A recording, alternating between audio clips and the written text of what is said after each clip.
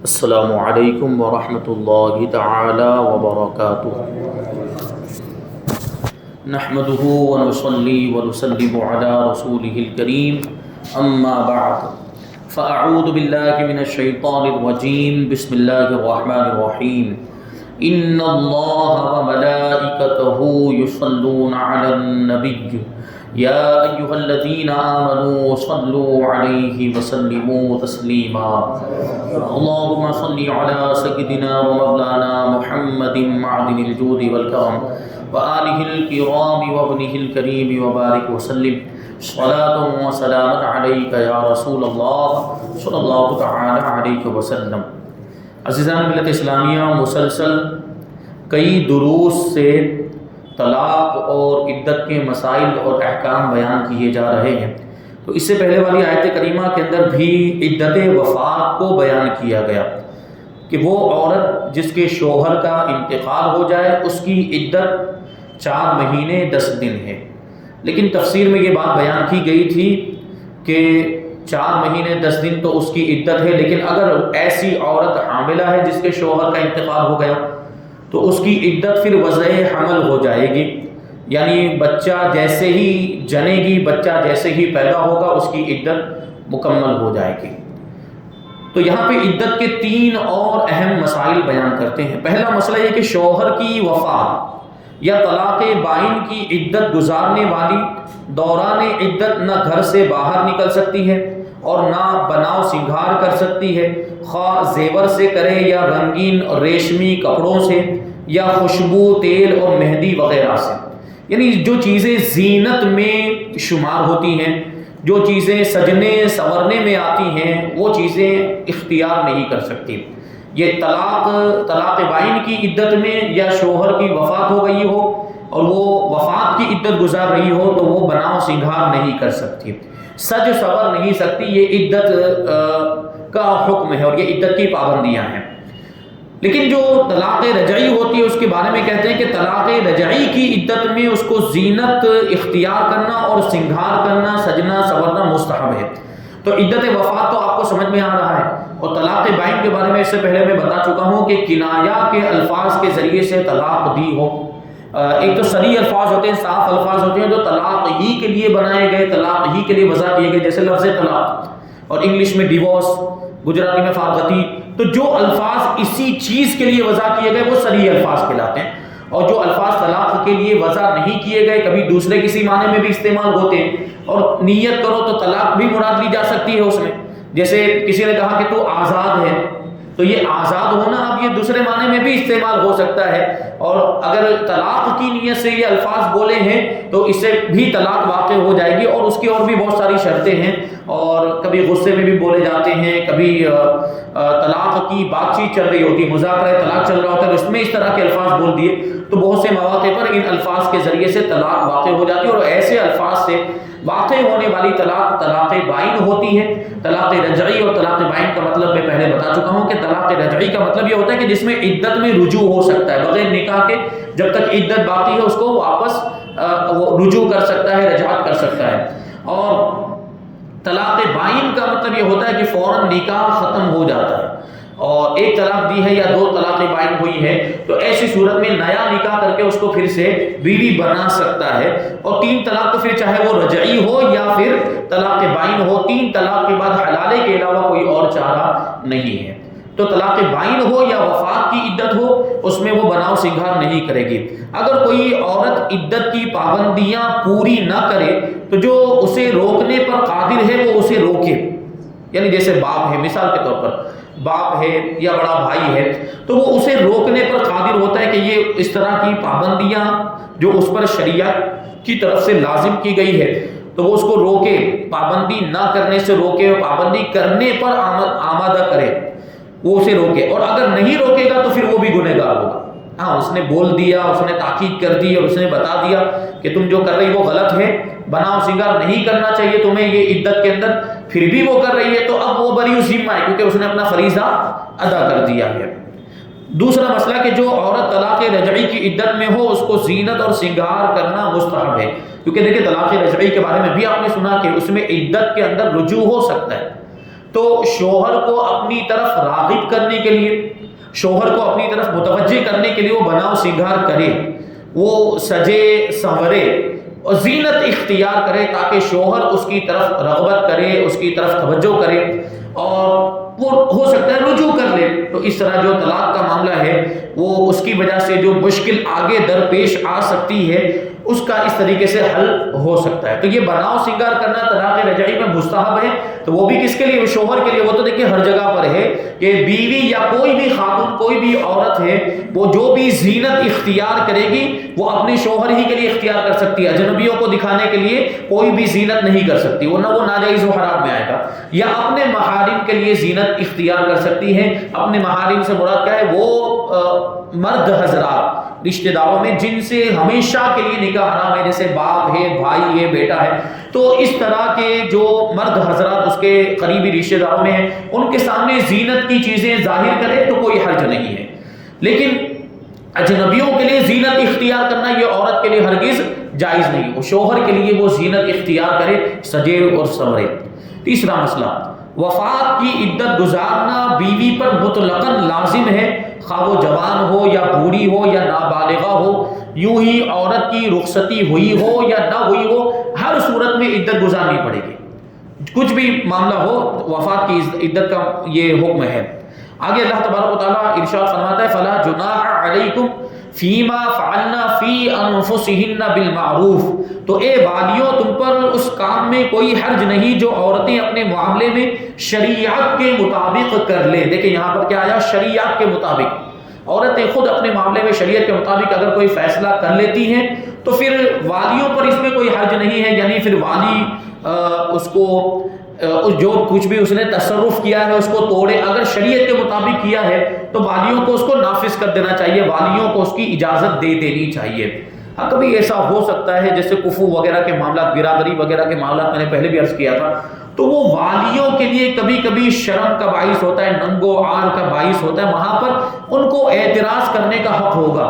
مان لو کہ کسی کی بالغ لڑکی نے اگر کسی ایسے شخص سے نکاح کر لیا ہے جو ان کی برادری کا نہیں ہے، کفو کا مسئلہ وہاں پر آ گیا ہے، تو ایسی صورت میں اعتراض کرنے کا حق، لیکن نکاح تو بہرحال ہو جائے گا۔ علماء متأخرین نے اسی پر فتویٰ دیا ہے کہ بالغہ عورت، بالغہ لڑکی اگر اپنا نکاح خود کر لیتی ہے ولی کی اجازت کے بغیر، تو اگرچہ غیر کفو میں کرے، یعنی کسی دوسری برادری میں کرے، لیکن ہو مسلمان، یہاں کافر کی باقی نہیں چل رہی، ورنہ کافر کے ساتھ تو نکاح ہوتا ہی نہیں ہے۔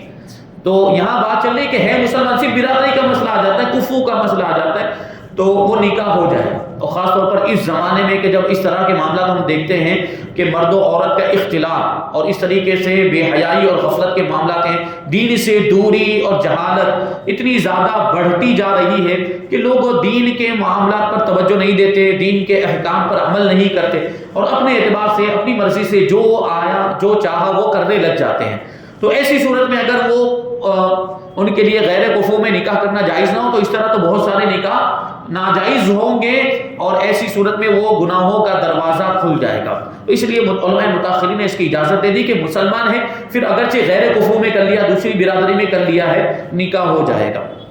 تو اعتراض کرنے کا حق ولی کو پھر بھی رہے گا، لیکن اس نکاح کو ولی توڑ نہیں سکتا، اس نکاح کو ولی ختم نہیں کر سکتا ہے، پھر اس کے بعد وہ ختم کرنے کے وہی ذرائع ہوں گے جو عام طور پر ہوتے ہیں۔ تو اس سے معلوم ہوا کہ عورتوں کو اپنے معاملات کا فیصلہ کرنے کا اختیار ہے، شریعت نے دیا ہے۔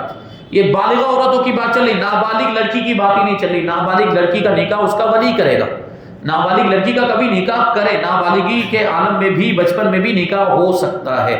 یہ اگرچہ حکومت یا گورنمنٹ کے قانون کے حساب سے یہ کچھ غیر قانونی ہو سکتا ہے، لیکن شریعت اس کی اجازت دیتی ہے اور یہ اس کے والیوں کی پھر ذمہ داری بنتی ہے اور یہ اس کے والیوں کا معاملہ رہتا ہے اور اس کا اختیار ان کو رہتا ہے۔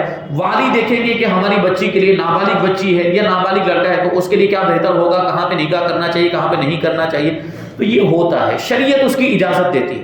لیکن یہاں پر دیکھیں پھر اگر ہم پر کوئی غیر اعتراض کرے کہ پھر اس بچے کا کیا، نابالغ بچے کا تم نے بچپن ہی میں نکاح کر دیا، اس کی پسند ناپسند کا تو کوئی خیال نہیں، تو شریعت نے اس کا بھی خیال کیا۔ ہر سوال کا جواب الحمدللہ ہمارے پاس ہے۔ تو اگر کوئی غیر آ کر آپ کے سامنے یہ اعتراض رکھے کہ اسلام نے نابالغ بچوں کے نکاح کرانے کی اجازت دی ہے، تو اگر وہ بڑا ہوا لڑکا یا لڑکی بڑی ہوئی تو پھر اس کی پسند ناپسند کا تو خون ہو گیا، اور اس طریقے سے تو یہ تو ظلم ہوا. تو نہیں، شریعت نے اس کا بھی خیال کیا ہے، اور شریعت نے ایسے بچوں کو خیار بلوغ دیا ہے.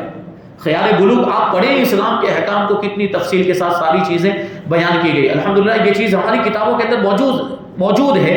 تو خیار بلوغ کا مطلب یہ ہوتا ہے کہ ایسے لڑکا لڑکی کہ جن کا بچپن میں نکاح کر دیا گیا ہو، نابالغی کے عالم میں نکاح کر دیا گیا ہو، جب وہ بالغ ہوں، جیسے ہی بالغ ہوئے اور جیسے ہی پہلی مرتبہ ان کو پتا چلا کہ ہمارا تو بچپن میں نکاح کر دیا گیا تھا، تو اس وقت ان کو اختیار حاصل ہوگا.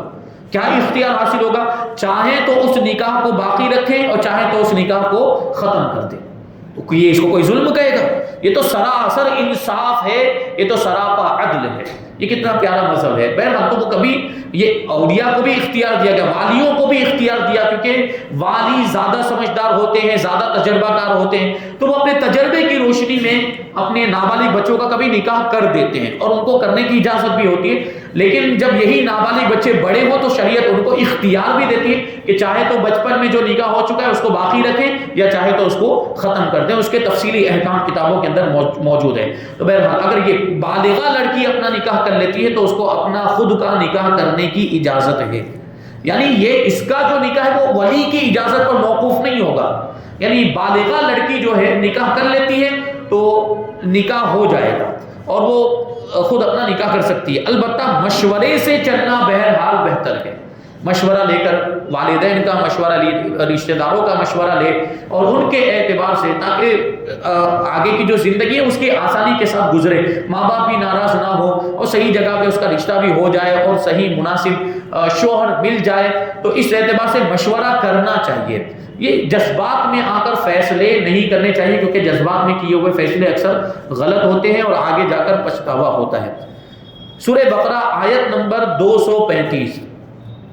اللہ تبارک و تعالیٰ ارشاد فرماتا ہے: وَلَا جُنَاحَ عَلَيْكُمْ فِي مَا عَرَّضْتُمْ بِهِ مِنْ خِطْبَةِ النِّسَاءِ أَوْ أَكْنَنْتُمْ فِي أَنفُسِكُمْ عَلِمَ اللَّهُ أَنَّكُمْ سَتَذْكُرُونَهُنَّ وَلَكِنْ لَا تُوَاعِدُوهُنَّ سِرًّا إِلَّا أَن تَقُولُوا قَوْلًا مَّعْرُوفًا وَلَا تَعْزِمُوا عُقْدَةَ النِّكَاحِ حَتَّى يَبْلُغَ الْكِتَابُ أَجَلَهُ وَاعْلَمُوا أَنَّ اللَّهَ يَعْلَمُ مَا فِي أَنفُسِكُمْ فَاحْذَرُوهُ وَاعْلَمُوا أَنَّ اللَّهَ غَفُورٌ حَلِيمٌ.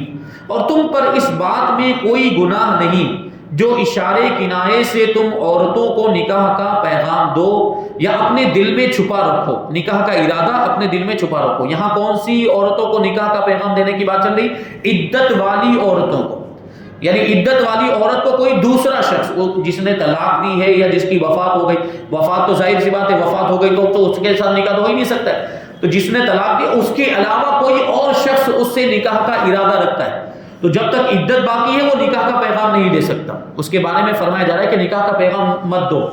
اور ہاں، اشارے کنایے میں بات چیت ہو سکتی ہے کہ میں تو نکاح کا ارادہ رکھتا ہوں اور ایسی ایسی خاتون مجھے چاہیے جس میں یہ خوبیاں ہونی چاہیے، جس میں وہ یعنی اسی کی خوبیاں بیان کرے، جو اس کے اندر پائی جاتی وہی خوبیاں بیان کرے، جس کے اندر یہ خوبی ہونی چاہیے، یہ خوبی ہونی چاہیے، میں ایسی خاتون سے نکاح کرنے کا ارادہ رکھتا ہوں. یہ اشارے کنایے میں بات ہے، ڈائریکٹ پیغام نہیں دے سکتا ہے، اس کی اجازت نہیں ہے. تو وہی فرمایا جا رہا ہے کہ تم پر اس بات میں کوئی گناہ نہیں جو اشارے کنایے سے تم عورتوں کو نکاح کا پیغام دو یا اپنے دل میں چھپا رکھو. یہ ارادہ چھپا رکھو، پوشیدہ رکھو، ابھی مت بیان کرو. جب تک عدت اس کی چالو ہے، عدت جاری ہے، وہاں تک وہ بیان مت کرو، اپنے دل میں رکھو. ارادہ ہے، آپ نکاح کرنا چاہتے ہیں تو انتظار کریں، اب عدت اس کی مکمل ہو جائے پھر نکاح کا پیغام دیں. تو یہ چیز یہاں پر فرمائی جا رہی ہے. اللہ کو معلوم ہے کہ اب تم ان کا تذکرہ کرو گے، یعنی ایسی خواتین کا تم تذکرہ کرو گے، لیکن ان سے خفیہ وعدہ نہ کر رکھو، مگر یہ کہ شریعت کے مطابق کوئی بات کہہ لو. اور عقد نکاح کو پختہ نہ کرنا جب تک عدت کا لکھا ہوا حکم اپنی اختتامی مدت کو نہ پہنچ جائے، یعنی عدت پوری نہ ہو جائے. اور جان لو کہ اللہ تمہارے دل کی جانتا ہے، تو اس سے ڈرو اور جان لو کہ اللہ بہت بخشنے والا، حلم والا ہے. تو آیت میں عدت وفات گزارنے والی عورت کا حکم بیان کیا جا رہا ہے. عدت وفات کیونکہ شوہر کا انتقال ہو چکا ہے، یا یہ طلاق بائن کی عدت بھی ہو سکتی ہے. طلاق رجعی کے اندر تو ہرگز اس کی گنجائش نہیں ہے، کیونکہ طلاق رجعی میں من وجہ نکاح باقی رہتا ہے. تو عدت کسی بھی طرح کی ہو، چاہے وہ طلاق رجعی کی عدت ہو یا طلاق بائن کی عدت ہو یا وفات کی عدت ہو، عدت میں کسی دوسرے شخص سے نکاح نہیں ہو سکتا. عدت میں رہتے ہوئے پہلے شوہر سے تو نکاح ہو سکتا ہے جبکہ ایک طلاق دی ہو یا دو طلاق دی ہو، لیکن دوسرے کسی شخص سے اگر نکاح کرنا چاہتے ہیں تو جب عدت باقی نکاح باقی ہوگا. نکاح حرام ہے، عدت میں نکاح کرنا حرام ہے. تو اسی کو بیان کر رہے ہیں کہ عدت وفات گزارنے والی عورت کا اس آیت میں حکم بیان کیا جا رہا ہے کہ ایسی عورت سے نکاح کرنا یا نکاح کا کھلا پیغام دینا یا نکاح کا وعدہ کر لینا تو حرام ہے، لیکن پردے کے ساتھ خواہش نکاح کا اظہار کرنا گناہ نہیں. یعنی اشارے کنائے میں نکاح کا اظہار، نکاح کے ارادے کا اظہار کرنا. مثلا یہ کہے کہ تم تو بہت نیک عورت ہو اور میں نکاح کا ارادہ رکھتا ہوں، مجھے بھی اسی طرح کی خاتون کی ضرورت ہے جس میں یہ خوبیاں، اس طرح وہ اشارے کنائے میں بات کرے، یا اپنا ارادہ دل ہی میں رکھے اور زبان سے کسی طرح نہ کہے، انتظار کرے. ایک اہم مسئلہ یہاں پر بیان کرتے ہیں کہ دوران عدت نکاح حرام ہے اور جو اسے حلال سمجھے وہ کافر ہے.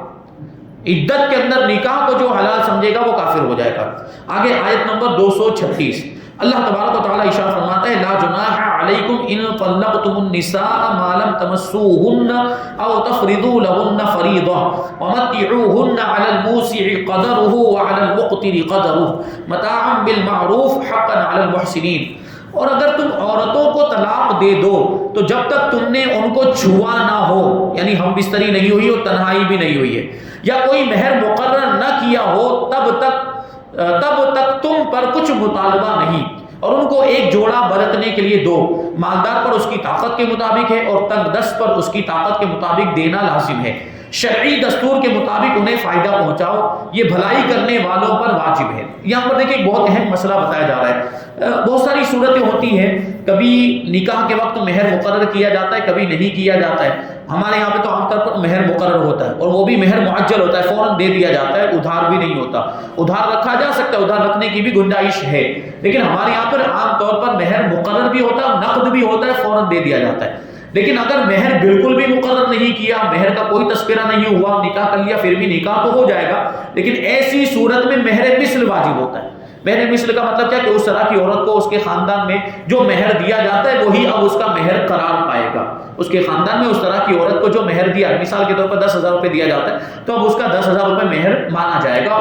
اور اب ایسی صورت میں اگر ہم بستری ہو گئی یا خلوت صحیحہ ہو گئی، اس کے بعد اگر طلاق ہوتی ہے یا جدائی ہوتی ہے تو پھر وہ پورا مہر اس کو دینا پڑے گا شوہر کو. تو یہ چیز، یہ مہر مثل ہوا. لیکن ایک مسئلہ بہت اہم وہ یہ ہے کہ ہم بستری نہیں ہوئی، تنہائی بھی نہیں ہوئی، خلوت صحیحہ بھی نہیں ہوئی اور طلاق ہو گئی. دخول سے پہلے طلاق ہونا اس کو کہتے ہیں. مثال کے طور پر رخصتی ہی نہیں ہوئی تھی، نکاح ہو گیا لیکن لڑکی اس کے گھر پر ہی تھی اور یہ یہاں پر تھا، اور پھر کچھ معاملات ہوئے اور طلاق ہو گئی آپس میں. تو اب دیکھیں یہاں پہ نہ تو ہم بستری ہوئی ہے اور نہ ہی خلوت صحیحہ ہوئی. تو ایسی صورت میں اب کچھ بھی مہر دینا شوہر کے اوپر واجب نہیں ہوتا ہے. یہ کب ہے؟ جب مہر مقرر نہ ہوا ہو تب. ہاں اگر مہر مقرر ہوا تھا جیسا کہ عام طور پر ہوتا ہے تو پھر آدھا مہر دینا پڑے گا اس والی صورت کے اندر، کہ جبکہ ہم بستری بھی نہیں ہوئی اور خلوت صحیحہ بھی نہیں ہوئی ہے تو مہر مقرر ہونے کی صورت میں آدھا مہر دینا پڑے گا. اسی کو بھی آگے بیان کریں گے تفسیر کو. آیت میں مہر کے چند مسائل کا بیان ہے کہ جس عورت کا مہر مقرر کیے بغیر نکاح کر دیا گیا ہو، تو مہر مقرر کیے بغیر بھی نکاح ہو جاتا ہے، اس سے یہ بات معلوم ہوئی. اگر اس کو ہاتھ لگانے سے پہلے طلاق دے دی، یعنی اس سے ہم بستری کرنے سے پہلے طلاق دے دی اور خلوت بھی نہیں ہوئی، تو کوئی مہر لازم نہیں، یعنی شوہر پر پھر کچھ بھی لازم نہیں. ہاتھ لگانے سے ہم بستری کرنا مراد ہے اور خلوت صحیحہ بھی اسی کے حکم میں ہے. خلوت صحیحہ یعنی ایسی تنہائی کہ جس میں ہم بستری سے کوئی چیز رکاوٹ بننے والی نہ ہو. ایسی تنہائی دونوں کے درمیان ہو گئی. اب وہاں پہ کوئی انسان بھی نہ ہو یا کوئی ایسی بیماری وغیرہ بھی نہ ہو کہ جس کی وجہ سے ہم بستری نہ ہو سکتی ہو، یا شریعت کی طرف سے بھی کوئی ممانعات نہ ہو، جیسے حیض کے معاملات ہوتے ہیں کہ اس میں ہم بستری کرنا حرام ہوتا ہے. تو اس طرح کی کوئی بھی رکاوٹ نہ ہو تو اس کو خلوت صحیحہ کہتے ہیں. تو خلوت صحیحہ بھی پالی گئی تو یہ وطی کے حکم میں ہوگا، یہ ہم بستری کے حکم میں ہوگا اور مہر اس کی وجہ سے مقرر ہو جائے گا، یعنی پھر پورا مہر دینا پڑے گا. تو یہاں کہتے ہیں کہ ہاتھ لگانے سے پہلے ہی طلاق دے دی تھی، یعنی ہم بستری کرنے سے پہلے ہی طلاق دے دی اور خلوت صحیحہ سے پہلے ہی طلاق دے دی اور مہر مقرر نہیں ہوا تھا تو شوہر پر کچھ بھی لازم نہیں۔ اور اس آیت کریمہ سے یہ بھی معلوم ہوا کہ مہر کا ذکر کیے بغیر بھی نکاح درست ہے، مگر اس صورت میں اگر خلوت صحیحہ ہو گئی یا دونوں میں سے کوئی فوت ہو گیا، کسی کا انتقال ہو گیا، تو پھر مہر مثل دینا واجب ہے جو میں نے بیان کیا، بشرطے کہ نکاح کے بعد انہوں نے آپس میں کوئی مہر طے نہ کر لیا ہو، یعنی نکاح ہوتے وقت تو کوئی مہر مقرر نہیں ہوا تھا لیکن بعد میں دونوں نے آپس میں طے کر لیا تھا میاں بیوی نے کہ نکاح کے وقت تو مہر کا کوئی ذکر نہیں ہوا تھا، لاؤ ہم اب بات کر لیتے کہ 10,000 روپے ہوگا، دونوں آپس میں راضی ہو گئے تو اب یہی مہر مقرر ہو چکا ہے۔ اور اگر خلوت صحیحہ سے پہلے طلاق ہو گئی تو 3 کپڑوں یعنی کرتا، شلوار اور دوپٹے پر مشتمل ایک جوڑا سوٹ دینا شوہر پر واجب ہوگا۔ مہر تو واجب نہیں ہوگا لیکن چونکہ اب طلاق تو ہو رہی ہے بہرحال اور اس نے اپنے آپ کو سپرد تو کیا تھا یا نکاح کے معاملات ہوئے تھے، تو اب طلاق کی وجہ سے ظاہر سی بات ہے اس کو وحشت میں مبتلا کرنا پایا جا رہا ہے اور کسی طریقے سے اس کو تکلیف دینا پایا جا رہا ہے، تو اس تکلیف کو دور کرنے کے لیے فرمایا جا رہا ہے کہ کچھ نہ کچھ اس کو دیا جائے، اور وہ کیا دینا ہے؟ 3 کپڑے دینے ہیں، کرتا، شلوار اور دوپٹہ، یہ دینا شوہر پر واجب ہوگا۔ یہاں آیت میں اسی کا بیان ہے، اور اگر جوڑے کی جگہ اس کی قیمت دے دے تو یہ بھی ہو سکتا ہے، جو ایک جوڑا جو بیان کیا کرتا، شلوار اور دوپٹہ، اس کی قیمت بھی دے سکتے ہیں۔ نیز جس عورت کا مہر مقرر نہ کیا ہو اور اس کو خلوت صحیحہ سے پہلے طلاق دے دی ہو تو اس کو تو جوڑا دینا واجب ہے، جس عورت کا یہاں پر بیان ہو رہا ہے، اور اس کے سوا ہر مطلقہ کے لیے مستحب ہے، یعنی جس کا مہر مقرر ہوا بھی تھا اور اس کو آدھا مہر اگر مان لو مل بھی رہا ہو پھر بھی یہ جوڑا دینا مستحب ہے، اور جس کے لیے مہر مقرر نہیں ہوا تھا، جس کے لیے شوہر پر مہر واجب نہیں ہو رہا ہے، تو یہاں یہ جوڑا دینا اور متعہ دینا اس کے لیے واجب ہو جائے گا۔ تو یہاں پر یہ بات ذہن میں رہنی چاہیے۔ اب ایک بات جو بہت اہم ہے وہ یہاں سے بیان کر رہے ہیں، وہ کیا ہے کہ اب یہ جو جوڑا دیا جائے گا تو وہ کس انداز کا ہونا چاہیے، کیونکہ وہ جو یہ کرتا، شلوار اور دوپٹہ یہ الگ الگ قیمت کا ہوتا ہے، سستا بھی ہوتا ہے، مہنگا بھی ہوتا ہے، درمیانی قیمت کا بھی ہوتا ہے، تو کون سی قیمت کا دینا پڑے گا؟ تو فرمایا گیا علی الموسع قدر وعلی المقتر قدر، کہ مالدار پر اس کی طاقت کے مطابق ہوگا اور غریب پر اس کی طاقت کے اعتبار سے یہ جوڑا دینا لازم ہوگا۔